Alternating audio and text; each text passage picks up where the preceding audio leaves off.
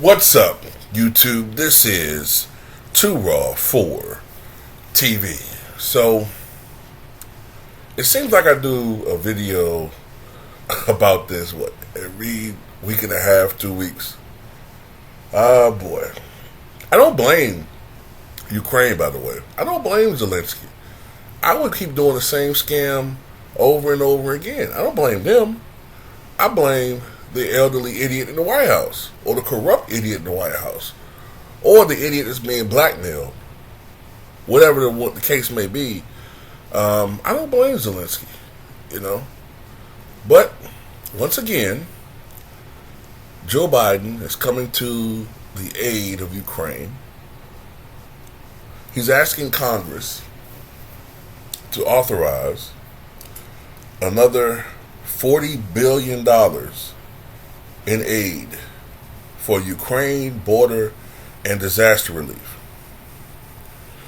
So I'll put a link to this article in the pinned comment in the comment section below.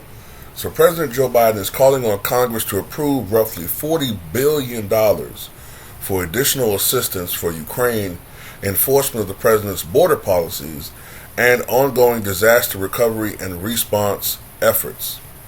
Senior administration officials briefed reporters on the contents of Biden's supplemental request Thursday afternoon. It comes weeks ahead of an expected budget showdown on Capitol Hill. So,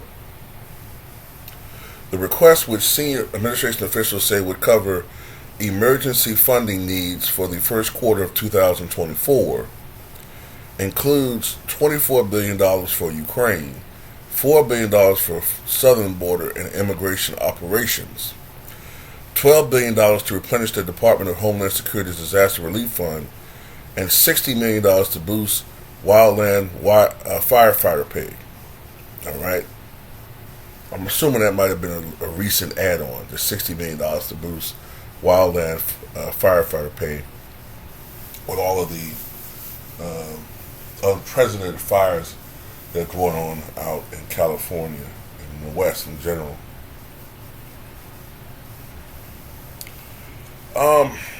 Look, I don't know about you, right? And I can't prove this, but I find it interesting that when Donald Trump was president, right, and you only heard about this on social media because the left-leaning media, mainstream media, would never talk about it. But do you remember that scandal that came out around 2018, 2019 involving Hunter Biden? Not the laptop scandal, not the whole cocaine stuff. But remember he was supposedly appointed to a position, a very high-ranking niche, elite position that he wasn't qualified for, and he was getting paid a lot of money, and people who actually looked into it thought that there was something funny about that, and that there was some sort of illegal business dealings going on with Joe Biden, who at the time was an out-of-office vice president, and the government of Ukraine. And then nobody finds it interesting that, lo and behold, we're assisting Ukraine in their war against Russia, and we're giving them all this fucking money. Joe Biden just gives Zelensky money left and right. I mean, it's shameless. They come over and get all this fucking money. Nobody says anything. If you question it, they question your patriotism. I look at it like this. A patriot is, in some ways, a slave. Because a patriot isn't supposed to question anything. He's supposed to have blind faith in his government or her government. And that sounds like a fucking fool. You can be patriotic, but no, our government lies to us all the time. I'm not going to believe every fucking thing they tell us. Some people talk about, oh, you're not patriotic. Oh, you mean a fucking slave? A mental slave to the government? So, anyway, yeah, I just think it's weird, Someone just told me about this. You have all these Ukrainian officials who have been convicted of corruption, and we're just giving them all of this aid. Now I know a lot of it isn't actual money; it's the value. Some of this is the value of weapons and equipment that we're giving them. But what's to say that on the black market, that some of these Ukrainian high-ranking officials, government officials, aren't selling some of this stuff on the black market for cash themselves?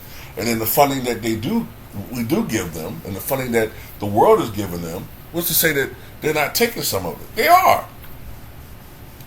So they're about to get another $24 billion, Ukraine, and we can't get a $200 rebate.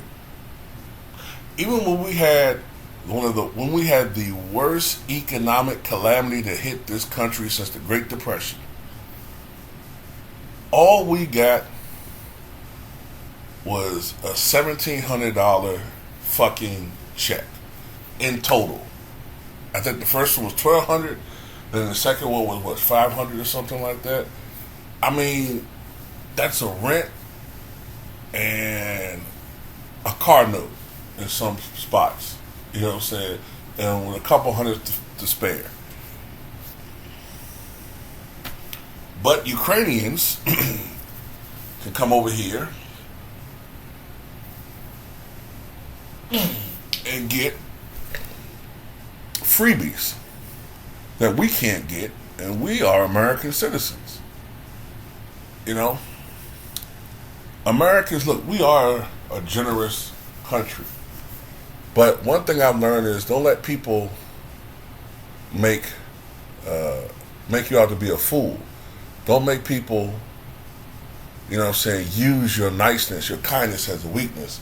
And that's what I think most countries do in the United States. They use our kindness as a weakness, and they push us. And, I don't know. I just know there's something funny going on with this Ukraine shit, man. Like I said, I'm not a foreign policy expert. I don't know the ins and outs of everything when it comes to that, but there's something that just doesn't smell right with this Ukraine shit, man. It just... Look, enough is enough. And I've seen polls that show that Americans are starting to wise up to this shit, and they're starting to get tired of financing this country. I mean, goddamn, it's been a year and a half. Shit, I mean, are we ever in a situation where we don't have to fucking have our tax dollars going towards some fucking war or to some aid to help somebody? You know what I'm saying? We're always either in a war or we're assisting somebody in a fucking war. We got a wars of our own. War against poverty, war against racism, war against classism. We got all these wars against, we got these wars going on in this country. The war against the sexes, generational wars. We got all these wars that we got to deal with here. Shit. Fuck out of here.